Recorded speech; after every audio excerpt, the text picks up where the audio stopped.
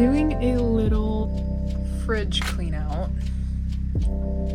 I was deathly sick a few days ago from some frozen dumplings that I ate. I get them from Winco, been getting them for years, and I made the mistake of sticking them in the freezer, defrosting them, and then eating them like 5 days later. I know that sounds disgusting, but in my mind, I just wasn't thinking there was anything wrong with that. So now I'm cleaning out my fridge. I smelt something kind of sour in the fridge, and it was, well, not even sour. It kind of tastes, it kind of smelled like a fart. It was starting to smell very farty in here. I needed to figure out what that was. I think it was definitely some chicken that I had. It doesn't say that it goes bad until, oh.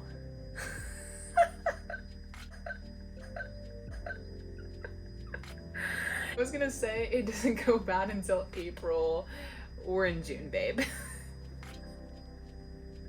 Yeah, that was frozen chicken that I also took out of the freezer and put into the fridge to defrost. It was starting to smell because I didn't cook it right after it was defrosted.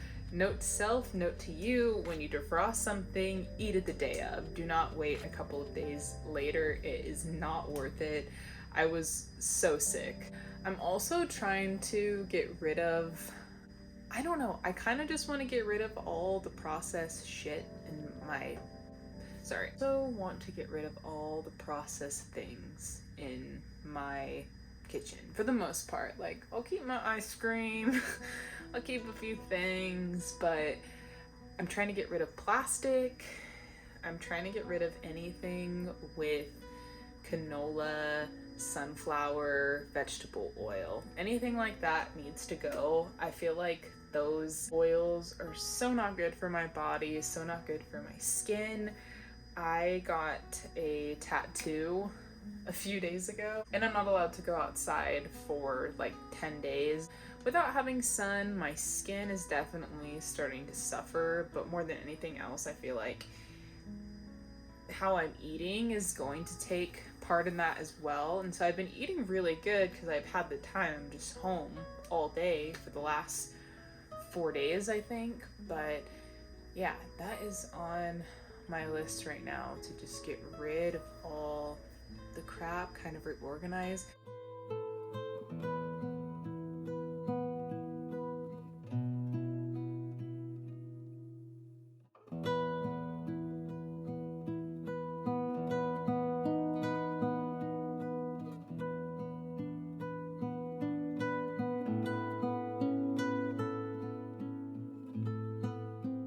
I think what I'm gonna do is get some glass containers to store all of my produce up here. All of my dairy things, snacks, whatever. I use a lot of dairy for cooking, cheeses and such, so I feel like that's a good spot right there.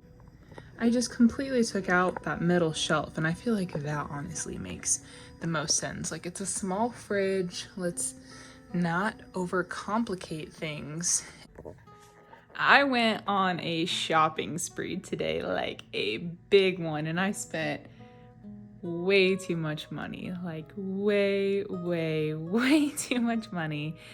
And honestly, I don't regret anything that I got. I'll give you guys the haul, but it was like the last couple $100 that I spent, I was like, oh my gosh, I wanted to use that money for a new plant in my house and a coffee table, but instead I got clothes and jewelry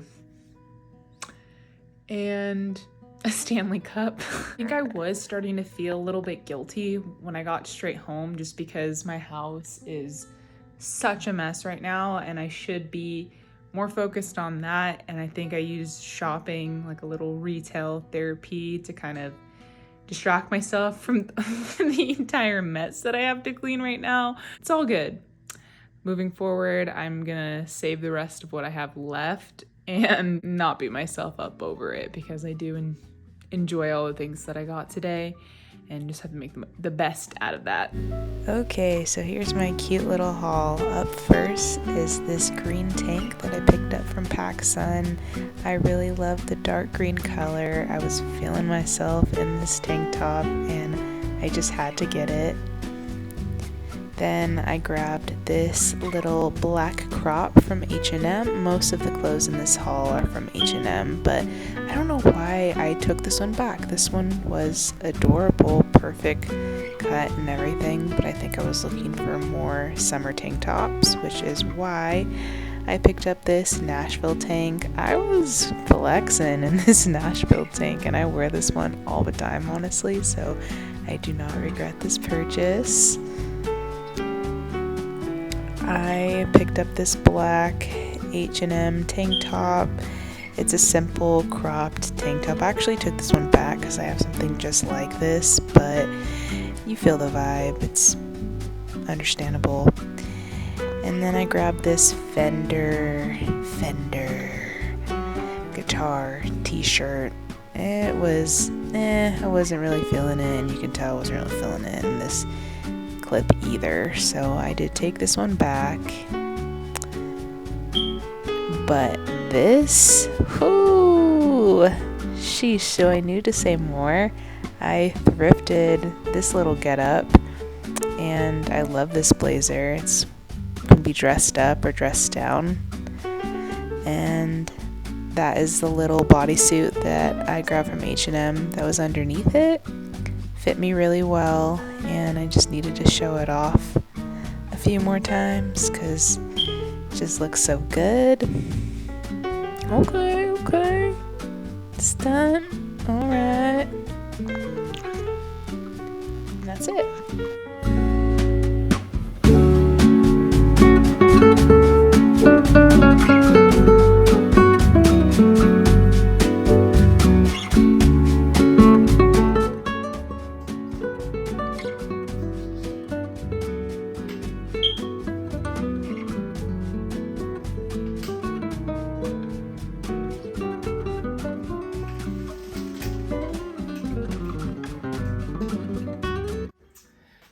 Kind of been broken for the last month, I think, and I was planning on repairing it, but I mean, I'm probably just gonna keep using it until it breaks. Honestly, I think that's probably the most logical thing to do. I'm gonna have to restart my sourdough. Unfortunately, I'm pretty bummed about it. Tried, but failed. Sourdough requires a lot of attention. It's almost like having a child. You have to feed it every day. It just requires a lot of attention and care.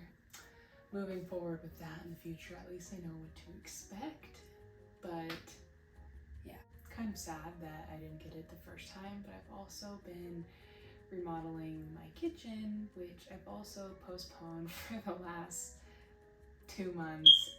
It needs to get done tonight. Like, there's no excuses at this point. I'm just gonna keep prolonging doing it. It's gonna make me feel so much better once I have my kitchen back. Kitchen has been such a mess every single day, and it's just because I'm missing all this storage right now. And on top of that, I cook every day. I just don't have the space. I just don't have the space to be keeping this project ongoing. It needs to get done so I can put everything away and feel like how I want to feel in my kitchen. I want to feel like a chef, because I'm fucking like Martha Stewart over here. I'm cooking every single day from scratch, like literally my tortillas from scratch. I'm trying the sourdough from scratch. I'm going to be making kombucha soon. Oh, speaking of that, well, I don't have any kombucha right now, so I'm just gonna drink this aloe vera juice.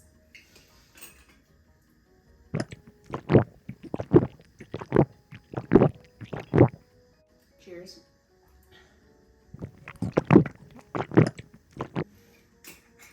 But anyways, kitchen needs to get done so I can feel sane again. I've been managing keeping the rest of the house pretty clean, but there's also some other projects that I want to do throughout the house, and I've learned to just keep one project at a time is the most practical thing to do. so I don't overwhelm myself. Just creating a environment that makes me feel more at ease, I think, is going to really motivate me to just do other things like art and studying. So I wanted to give you guys a little bit of a life update. I started dating a few weeks ago, and I'm going to tell you guys a few date stories. So for one, I have been romanticizing about this guy that I met on Bumble once. Not twice, one freaking time. Romanticizing about this guy that lives on the East Coast. I live in the Pacific Northwest. I'm just so delulu right now because I think really I haven't had such a strong connection with someone in a long time, and so I think it's more of the intimacy that I'm craving than anything else, because I'm like, you've only met this guy one time, what's so great about him? And if you're watching this video, you know exactly who you are. No offense to you, but it's like, I've only met this guy one time, so really I don't know too much about him. In my mind, I'm like, oh, he's so great, and we're gonna have this life together. Oh my gosh, he just nodded. It's ridiculous, but I know it is the intimacy that I want more than anything else right now, and I have been feeling kind of lonely. I'm a single parent, and I live by myself.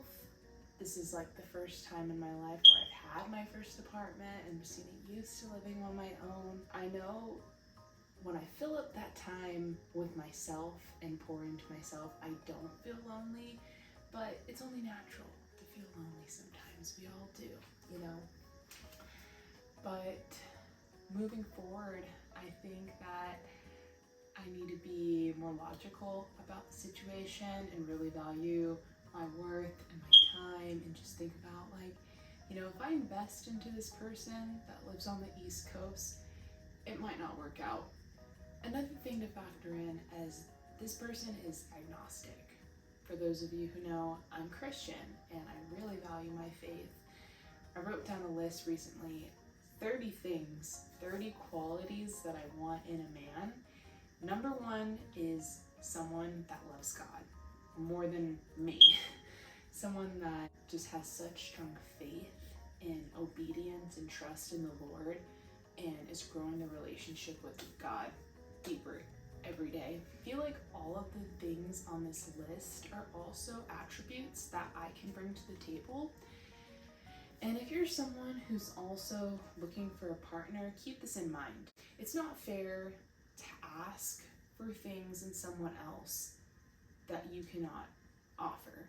If you want someone who makes 6 figures, you should also be able to bring in not 6 figures, but maybe half of that or something close to it. If you're not equally as yoked as someone else, then it's not fair to the other person, because the other person is going to be sacrificing more than you, and the relationship isn't equal. If you want someone who is in good shape, you should also be in good shape. I mean, I don't think that we're human, obviously, none of us are perfect. All these things on this list, like, they're not all deal breakers for me. I did watch a YouTuber recently who was talking, she is a Christian as well, and she's talking about how she's open to dating men that are agnostic, not necessarily atheists, but men that are agnostic, because she feels like, well, not that I'm expecting this person to change, but maybe I can be a light to this person, which is true, but never go into a relationship with the intent of changing this other person. You have to go into it open-minded, realizing that this person may never accept God. This person will most likely be agnostic for the rest of their life. Does that change my relationship with God? No, it doesn't, but it could make it a little bit more challenging for myself, not having someone who has the same values as me and is going to constantly encourage me to develop that relationship stronger with the Lord. that's my whole take. And oh my gosh. I have been looking for my journal for the last few days and I'm so happy that I found it. Oh my goodness. It's crazy though. This journal is almost full. This is one of the first journals that it's halfway full right now, but I've never actually filled up a journal. I know this one is small, but you gotta start somewhere. But once this journal is filled up, I'm probably gonna toss it because when I got that journal, I was in not the best place in my life. And I really just want to let go of those negative emotions that are attached to this journal. This journal also represents a lot of strength for me and growth, but at the same time, I'm just on to bigger and better things. I'll get a new journal and maybe keep that one, maybe toss it. I really don't care. I'm not super attached to things. The only thing that I would be afraid of if anyone found this journal, so maybe I'll burn it, because not that I've written anything horrible about anyone in there, but it's just more, it's more of a safe feeling for me. I have been steadily going to my therapist for the last couple of months and I love this therapist, man. She's so cool. I feel like she's like a friend that I pay to vent my feelings to, but she is just awesome. I think therapy is such a great tool for any of you who might be struggling with anything in your life. Go and talk to somebody about it, whether that is a close friend, a mentor. Like, you can't bottle all those emotions up inside. I've done it for years and it's what's caused depression in the past, anxiety, trust issues, just, and like really like trust and confidence in myself. Another thing I wanted to mention is my finances. I'm gonna open up about my finances a little bit because this is an area that I really need to help, that I really need to hold myself accountable for, and I feel like putting it on the internet will make me more accountable. Because then you guys will ask me 6 months from now, Michaela, how are your finances? How's all of that going? Well, right now, not going so well. So I've always been financially irresponsible. One of the things on my list of this dream guy is someone who has financial freedom. That is also something that I would like to bring to the table, as well as education. I really want to be with a man that has a strong education and career. That's not something that I have yet, but it is something that I'm working towards. And so I don't think that I don't deserve to be with someone because they have that and I don't. If someone really loves me, they're gonna accept me as I am now, see my potential for the future. However, it might not happen right away. It might happen, once I have some schooling on my belt. And I did do some community college when I lived in Oregon, but I did not complete my associates. And so now I'm going back to school in the fall to get that done and just, I want to be like a forever student. I'm going to be in school for a really long time, and I know that. That is my plan for the next 10 years. Some of you might be wondering what I want to do. I want to be an attorney. I'm thinking criminal defense attorney, but I also think that might be a little bit too traumatic. So I might go with family law, energy law. There's so many different routes that I can take, but I really want to be able to advocate for other people. I feel like I've always been a good communicator, but I've let people walk over me my entire life, and I want to be able to advocate for myself.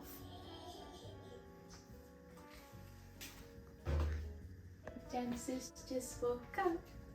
Genesis just woke up. Pretty girl just woke up. Yes, she did. Genesis is sick right now, so she is feeling kind of under the weather, but it's because she's teething.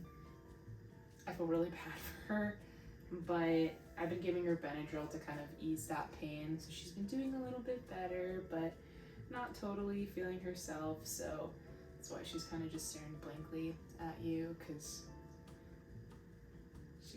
therapist. But yeah, I know that becoming an attorney is a really big goal, and I do sometimes set really big goals for myself, but some of them I have accomplished, some of them I have yet to accomplish.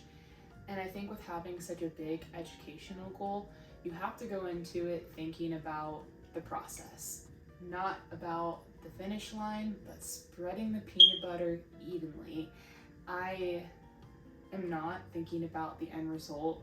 I'm really just respecting the process, and I want to enjoy every little moment about it. Just like even designing this apartment. Not everything was put together at once, but slowly but surely it's coming together, and I have enjoyed the process of creating my environment. So it's the same thing, I think, when we rush into things and we're so focused about the outcome, we really forget to enjoy what's right in front of you. That is the update for school. Anything else?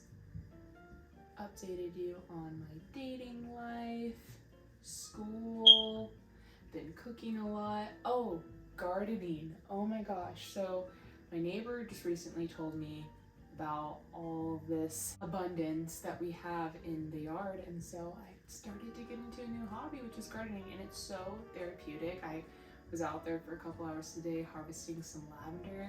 I just love it so much. I don't want to move from this apartment for a really long time, and that's another thing that I'll mention is, so this apartment is costing me around, like, altogether my finances, like on the low end, $1,500 a month, which isn't too bad. But I keep thinking, how am I going to be able to afford this? How am I going to be able to afford this when I'm in school full time? How am I going to be able to manage a job part time and hold down the fort? I'm not really sure, but I'm just taking it one day at a time, and slowly I will figure out what that goal is and how much I'm gonna need to make in the future to maintain this. But I think savings is a really good start for me. I haven't been so good with my savings recently, but one thing I want Genesis to learn is financial etiquette. Everything that I do, she learns from me. Literally everything. Brushing my teeth, cleaning the house, like, she copies every little thing that I do. The way that I talk, the way that I feel, the way that I talk to myself, my insecurities, everything she will learn from me. And one thing I don't think I learned from my parents growing up was good financial etiquette, and that was because we were poor. I don't think that growing up poor is a horrible thing, because it does make you appreciate things a lot more as you get older, but you know, it is a hard habit to break. It's gonna take some time to figure that out, but one thing I will say that I'm super proud of myself for right now is I have almost no debt.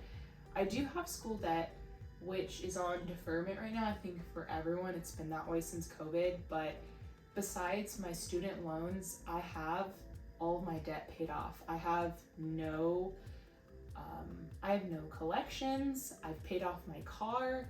I have paid off pretty much everything at this point. And so no, I don't have a lot of money in my savings, and I did spend a little bit of money on pleasure and myself and going out to eat with Genesis and things like that. But I did get a lot of the things done that I had said I would. One of the things I got done recently is fixing my laptop for school. Just little things like that have given me a better quality of life, I feel like. So I don't want to be too hard on myself about not saving all the money that I could have. I think that's honestly like a really negative way to think, like, oh, I could have saved all of this money that I got recently, instead of thinking about how much did I just pay off on all of my debt recently. I think all of it was pretty much worth it, but now, like, for the rest of the summer, I'm kind of broke. Ooh. That's probably the only thing that I would have done differently in the future, is like spreading that money out a little bit more. But moving forward, all I can do is learn from my mistakes, right? I think like I've realized that creating a rich life is the choices that we make now are going to predict our future, right? So if I'm spending all of my money now, I might not have enough in my savings to hold down this place in the future when I'm actually in school full time. You don't want to downsize and have to move all over again. Honestly, I feel like it's a little bit like stressful and traumatic to have to move so much, and I've done it so often. I'm really creating the life that I've imagined for myself. Like, I have a garden now, which is all I've ever wanted. Like, I feel like I'm living my dream, being out there every day during the summer, being able to garden and harvest. Like, I am so excited for the future, and I don't imagine myself leaving this place because I have all of these things in this one place, all these things that I have access to. So instead of having this narrative of like, how am I going to do this, I need to switch that narrative to like, I can do this and I'm going to figure it out. That is the goal right now, is to keep this place secure for as long as possible, literally. I really don't want to move. Yeah, so I'm just excited to start school soon, to keep growing my relationship closer to God, meeting new people in this area, making friends through church, making friends outside of church, and just using my resources to be a better parent. I think like Genesis is such a cool baby and she deserves the best. I am so blessed to be her mom, just happy that we have a home finally.